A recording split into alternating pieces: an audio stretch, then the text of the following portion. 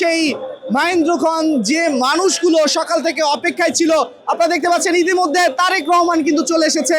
শুধুমাত্র এক নজর তারেক রহমানকে দেখতে চেয়েছেন সেই মানুষগুলো কিন্তু ইতিমধ্যে তারেক রহমানের দেখা পেয়েছেন। দর্শক, আপনারা দেখতে পাচ্ছেন ইতিমধ্যে এভার কেয়ার হসপিটালের কাছাকাছি কিন্তু চলে এসেছে তারেক রহমান এবং তার যে গাড়ি বহরটি রয়েছে তার সামনে আমরা দেখতে পাচ্ছি পুলিশের যে গাড়িটি রয়েছে সেটি কিন্তু দেখা যাচ্ছে এবং এর পিছনে কিন্তু রয়েছে তারেক রহমানের সেই বহনকারী যেই বাসটি এবং সেটির অপেক্ষায় কিন্তু তাকে এক নজর কাছ থেকে দেখতে অসংখ্য মানুষ কিন্তু ভিড় করেছে রাস্তার দুপাশে।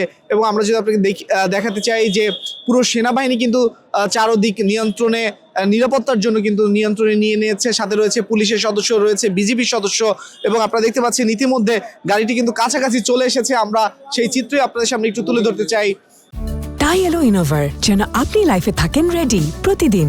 Innova, designed for now.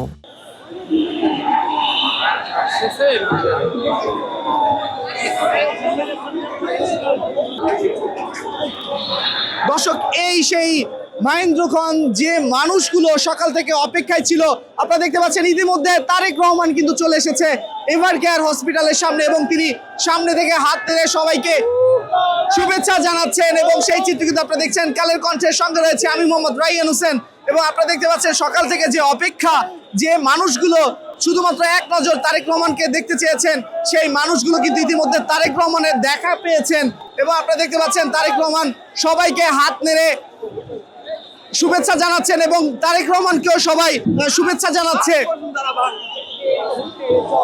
এবং এই বাসটির মধ্যেই তারেক রহমান তিনি সকলকে শুভেচ্ছা জানিয়ে এগিয়ে চলছে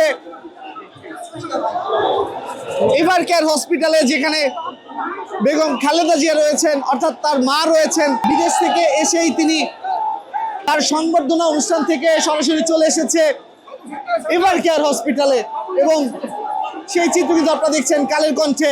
সঙ্গে রয়েছে আমি মোহাম্মদ রায়হান হোসেন। সকল মানুষ উৎসাহ উদ্দীপনার সাথে তারেক রহমানকে শুভেচ্ছা জানাচ্ছে। এই মানুষগুলো সকাল থেকেই অপেক্ষায় ছিল কখন এক নজর তারেক রহমানকে দেখবে। দর্শক, এভার কেয়ারের সামনে ইতিমধ্যে তারেক রহমান। দর্শক, আপনারা দেখছিলেন কালের কণ্ঠ, সঙ্গে ছিলাম আমি মোহাম্মদ রায়হান হোসেন।